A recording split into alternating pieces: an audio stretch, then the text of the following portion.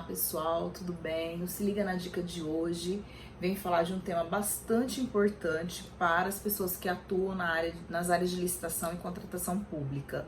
Nós vamos falar sobre as contratações emergenciais, lá do artigo 24, inciso 4 da 8666. Por que a gente tem tanto receio, tanto medo mesmo de contratar emergencialmente? Por que às vezes a gente fala, não emergencial, não quero contratação emergencial? Pessoal, é um instrumento legal, tá? E aí, o que a gente precisa então pensar?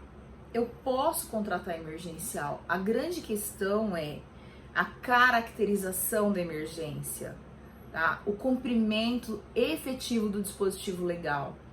Então não existe um problema em fazer licitação emergencial, desde que a emergência exista realmente, desde que eu consiga caracterizar essa situação de emergência, essa situação que pode afetar a vida das pessoas, essa situação que pode gerar um transtorno, um prejuízo, né? Então vamos dar um exemplo.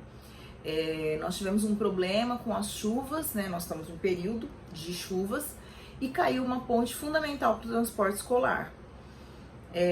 Eu tenho outros caminhos no município? Sim, tenho outros caminhos, mas esses outros caminhos fazem com que essas crianças do transporte escolar tenham que acordar muito mais cedo do que elas acordam, causam um transtorno para elas. O ente público, né, a prefeitura em si, paga um valor muito mais alto por esse transporte, porque precisa dar uma volta, né, muito maior do que se aquela ponte estivesse naquele local que ela deveria estar. Então eu consigo caracterizar a emergência, né? Eu consigo colocar no papel essas questões, o problema do quanto que esse transporte está me custando, o problema do transtorno que isso está ocorrendo na vida dessas crianças, e eu consigo caracterizar a emergência.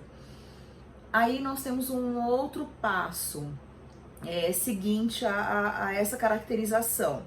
Eu preciso de um orçamento real do que efetivamente eu preciso corrigir nessa ponte, do que efetivamente foi atacado, foi prejudicado, tá? Então esse orçamento posso me utilizar de tabelas oficiais para fazer um projeto, né? O setor de engenharia pode fazer esse projeto.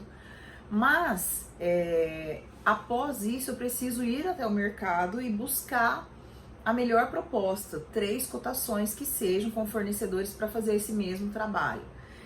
O fato de ser emergencial não me dá o direito, né, não dá o direito ao ente de ir contratar qualquer prestador desse serviço. Primeiro ponto que precisa ficar, segundo ponto, né, que precisa ficar bem claro.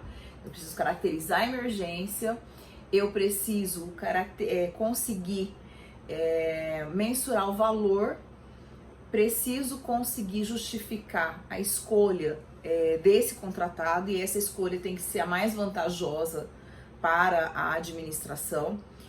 Esse serviço tem que ser exatamente na medida do necessário, ou seja, eu não posso aproveitar uma situação emergencial e consertar a ponte e fazer a estrada que dá acesso à ponte de forma emergencial para me utilizar do evento ponte, né? Então ela precisa ser na medida da emergência. E por fim, eu preciso que esse serviço ocorra dentro de um prazo de 180 dias, né? Mais do que os 180 dias já descaracteriza a situação de emergência, e aí então não cabe mais a dispensa emergencial. Portanto, pessoal, não existe nenhum problema em se fazer os processos de dispensa emergenciais. Os problemas que tem é na má caracterização da emergência. Nesse exemplo que a gente colocou, se essa ponte tivesse caído em dezembro, né, lá nas férias, que eu ainda teria condições de efetivamente fazer a licitação, e aí eu fui deixando, e aí agora que tá, né, há uma semana de iniciar as aulas, eu resolvo promover uma licitação emergencial. Aí já é uma situação que descaracterizou, né? Porque eu tinha a possibilidade de ter resolvido pela via de um procedimento licitatório, né? Um grande problema é a caracterização, tá bom? Se você gostou da dica, Se inscreva no canal, ative o sininho para receber as notificações dos nossos próximos vídeos. Muito obrigada pela atenção, um abraço.